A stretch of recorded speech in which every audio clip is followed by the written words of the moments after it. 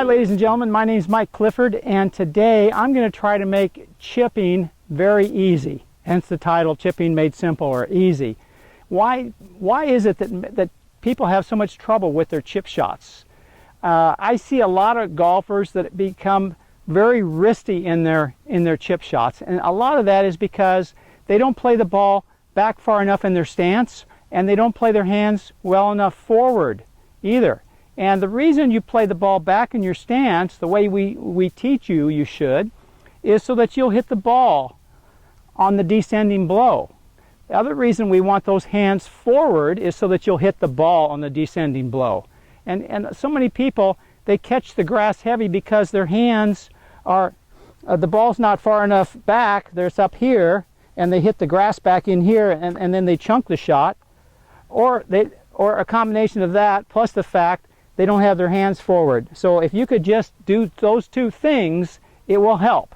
So what they do is they play the ball too far back, or excuse me, too far center in their stance or left in their stance, and when they find that they start chunking it, what the next move they make is they go ahead and they wrist it. And that's why they don't get the correct distance, although that one wasn't too bad. So what I would like to do is tell you, number one, and this is for a right-handed golfer, but choke down. Whether you're right-handed or left-handed, you're going to have to choke down. Choke down because this club, we use the whole club when we want to hit this sand wedge maybe 80 yards, if you can hit it that far. That's about the maximum distance I can hit my sand wedge. But I only have about 15 feet, maybe 20 feet to the hole right here, so I don't need the whole weight of this club head to generate that leverage. So that's the first thing I do is choke down. Next thing we want to do is we want to play the ball back in our stance, which is across from our right toe. Okay, and by doing, the reason we do that, once again, is so that we hit it on a descending blow. We hit the ball first instead of the grass behind the ball. So like I said, a lot of people have play it too far forward. Now the next thing you want to do is you want to have your hands forward, but let's just back up a second. When we swing the club, if we swing this club, you'll notice that the club is hitting the grass back here where the ball is. It's not hitting up here. It's hitting back here, so that's all the more reason why you would want to play the ball more back in your stance. So let's go back to the hands forward. We want to keep our hands forward for the same reason. And if we have our feet lined up parallel left of the hole and the ball back and our hands forward, my shoulders are pointed out to right field. You can see it from this camera, this shot right here. They're pointed out this way. So what we have to do to get the ball going in the right direction, we have to open our stance up. We have to rotate our body around to the left until our shoulders are now pointed parallel left on that line towards the target. That's why we open our stance, okay? So you don't have to, if you play the ball back and you have to open your stance a little bit. You don't want to aim, you'll hit everything out to the right. Or what you'll do is you'll flip your hands to get it back on line. We don't want you to have to correct a wrong with a wrong. So we want our hands, how forward do we want them? We have the ball across from our right foot. We want our hands about even with our left knee.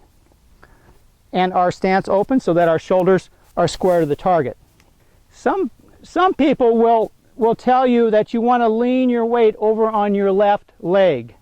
Instead of moving the ball back, what they'll do is say, lean over onto the left side. I don't like that idea because what it does is it puts tension in this left leg. It creates the same thing as playing the ball back in your stance, but I would rather opt for the better option, which is playing it off your right foot. Then you won't have to worry about that tension. Now, figure the club that you want to use to land the ball on the green and then let it run to the hole.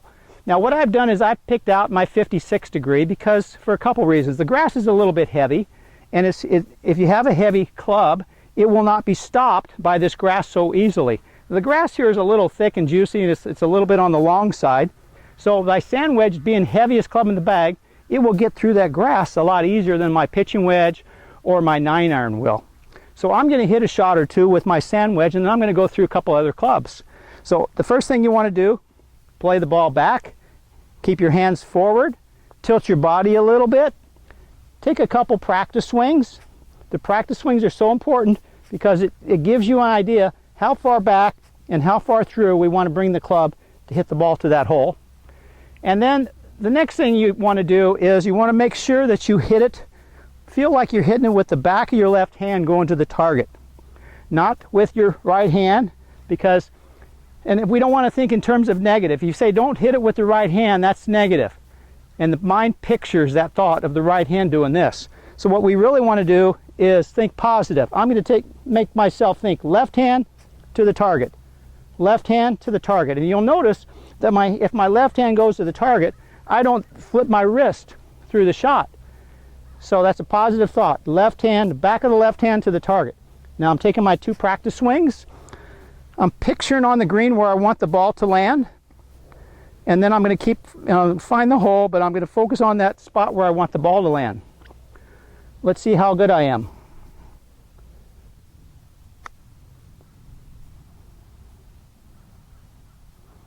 Okay, so I picked a spot on the green where I wanted to land it. I missed it by a few feet to the right. Let's try it again. Couple practice swings. Get the feel, how far back and how far through, and then pull through, left hand to the target. All right, it's a little bit past the hole. So what I'm going to do is I'm going to mark my little spots here where I want. And when you can do this when you're practicing. I'm going to put some tees out here, and I'm going to mark the spot about where I want this ball to land. Mark it with some tees here.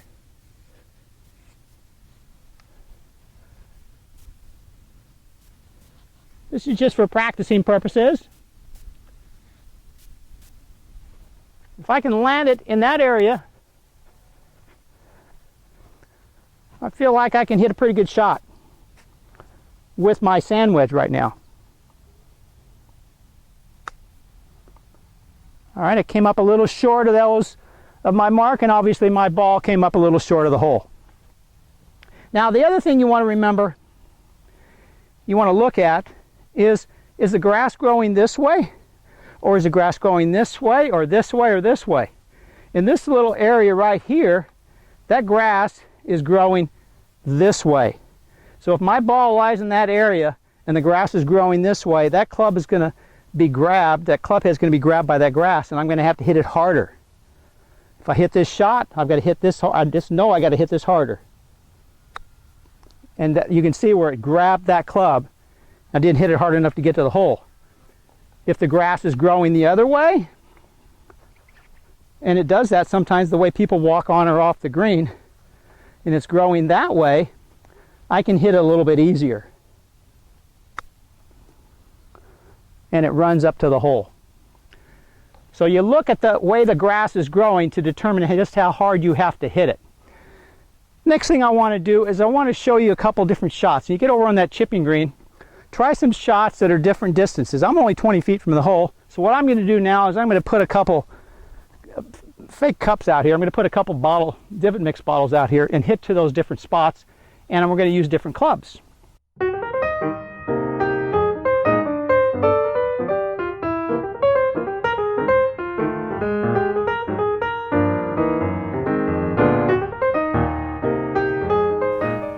So those first couple shots I hit with my 56-degree sand wedge. Just for experimental reasons, I'm going to do a 50-degree, hit a shot or two, and see the different lofts we're going to have. So I'm going to want to hit this one maybe just a touch short of that mark.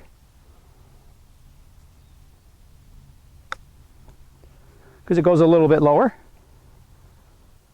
And then I'm going to take my 9-iron. So when I miss a green, I'll normally take my sand wedge, my gap wedge, and my 9-iron with me, depending on which one I might need. If I got a long way to go, I might have to hit my 9-iron, which we're going to get to in a minute. What you're doing by putting your hands in front, you're de-lofting the club. You're taking this 9-iron and you put your hands, you're making it into a 7-iron. If you have your 56-degree, you're putting your hands forward, you're making it into a loft of a pitching wedge. So the ball's always going to come out a little lower. So you have to take that into consideration. So 9-iron, barely put it on the green. And just barely hit it on the green and let it run to the hole. So experiment with these different clubs to see which is the right club to hit. Now I'm going to go over to this bottle over on the left, which is more like a 30-foot chip. And I'm going to select my 9-iron because I want that ball to land just barely on the green here and then run the rest of the way to the hole. If you throw a high lofted shot in, it's got a chance of skipping right or left much more easier as it's coming in, and it's very hard to control a more lofted club. So the key is to get it on the green and let it run the rest of the way to the hole. Don't throw it all the way to the hole. A couple practice strokes.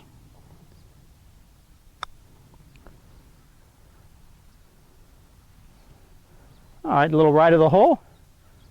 The reason you're taking those practice strokes is you're trying to get the feel for the distance. Just how far back and how far through you bring it. And the last thought, get the left hand to pull the club to the hole. That does two things for you. It gets the ball on line, and it keeps you from breaking your wrist. Left hand to the hole. Now I'm going to go over here to this bottle that's only about 10 feet off the edge of the green. I'm going to switch back to my sand wedge because I barely want to land it on the green.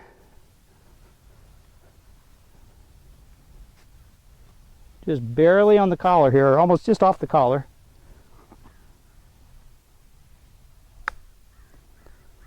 And then let it drift up to the hole. So get out there on the practice area, try these different shots. Let me review what we talked about. We talked about choking down on the club so that you have better control of it. We want you to play across from your right toe. We want you to put your hands forward about even with your left thigh. And we want to take a couple practice strokes to get the feel, how far back and how far through, plus the feel of the grass, how thick it is. And then with the last thought when we get ready to hit it, after we pick out our spot where we want it to land, is get the back of the left hand going to the hole. Let's see if I can chip this baby in.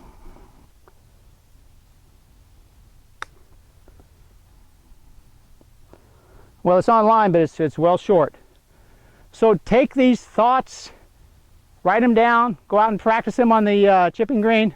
I know you'll get better. Good luck and happy practicing.